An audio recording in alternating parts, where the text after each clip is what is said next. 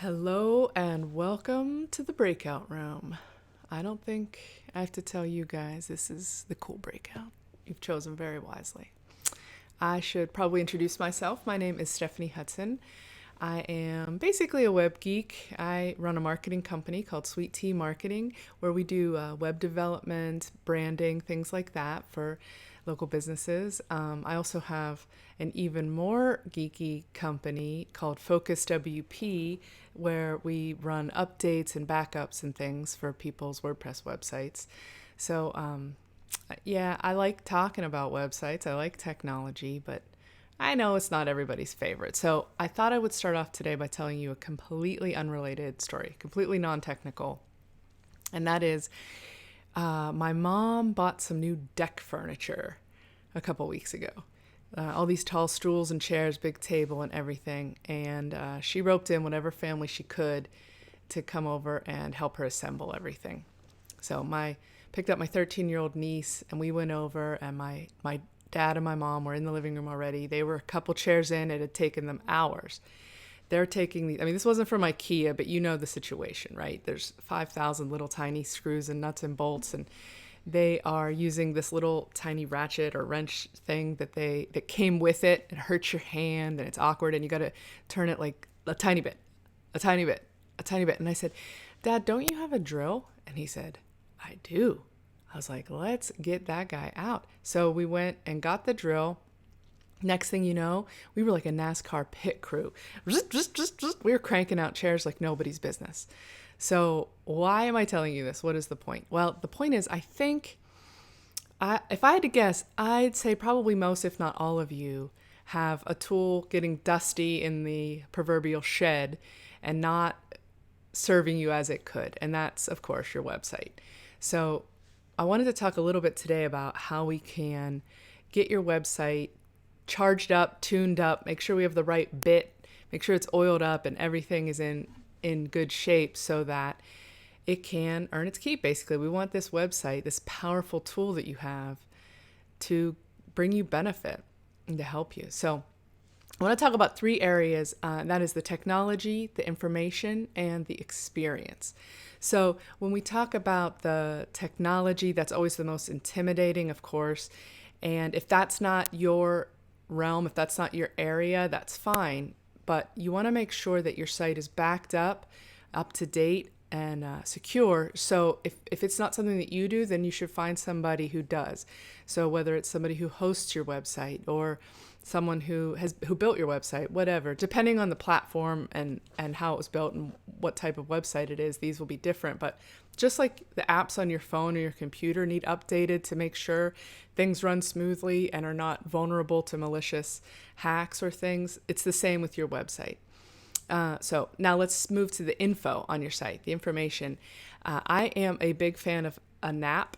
I don't know about you, but in the marketing biz, NAP means something completely different. NAP stands for name, address, phone number. So those are three important figures, elements of your online presence. They should be the same everywhere across the web that they appear.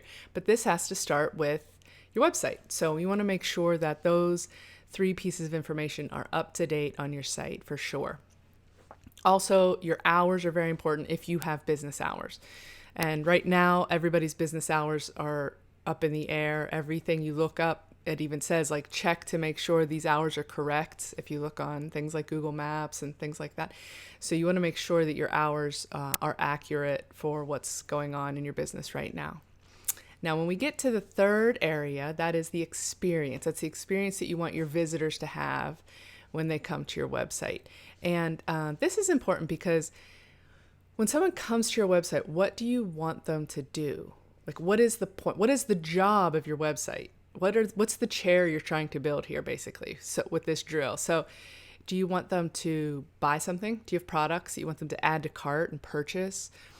Or maybe it's book an appointment, request a quotation, or possibly you just want them to pick up the phone and call you. Whatever that action is that you want them to take, we need to gear the page that they land on, so your landing page, which is frequently your home page, you want to make sure that that is guiding them through the process of taking that desired action. Now, I have a little graphic here that I wanted to show you. I'm going to put it up here. I think I'm going to have to get out of the way a little bit. So if we put this graphic up, you can see several elements on this page that are important for what we're doing. And we're just going to run through them really quickly. At the top, you want to have your logo nice and clear, not too big, not too small. You want to have a phone number or some other way of contacting you that doesn't require them to go searching through your whole website to find it. Your best headline goes here. There's hundreds of marketing books written about how to write this, but basically, tell your visitor how you can solve a problem for them. That's the key. This is a little bit of supporting text, and then your CTA button or call to action. This is those actions we talked about, whether that is request a quote or whatever, right on that button. You want to include some trust factors on your site.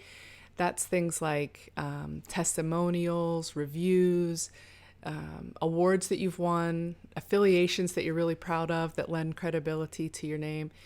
You can use some imagery. Video is always great. You want to add at the bottom, if they haven't made their decision and clicked the button yet, you want to keep trying to convince them. You can show them some more features and benefits of what that action will bring. And maybe they're just not ready yet. Maybe they're not in the right point of the sales cycle. Maybe they aren't the decision maker or whatever. So you want to give them another way to reach out, to connect with you so that you can continue to build a relationship and nurture them. And that right here, we call this a lead form. Typically, this would be something where you would give away a download, a PDF, or a checklist, maybe a free service, something small. That's where you would do this, something that would be enticing enough for them to give you their email address and contact information. So that's it. Those are the few elements that you can use to oil up your website. Make sure it's in tip-top shape and ready to bring in plenty of leads and sales. Let me get rid of this now. I know this was super quick, so if you would like to get another glimpse at that, maybe look at it a little closer. If you click on my logo that you see here on the screen with me, that'll take you to my website, Enjoy Sweet Tea. I said my website wrong. enjoysweettea.com/VX. So you can click on the logo there, or you can type it in later, enjoysweettea.com/VX, and you'll be able to see that image again. And also there's a little form where you can put in a page on your website and get a free audit and see how you're doing, see how you check out, if you match up to all those elements. So I hope that's something that's interesting to you and this has been helpful, and I appreciate you coming by. Again, my name is Stephanie Hudson and I hope to see you around.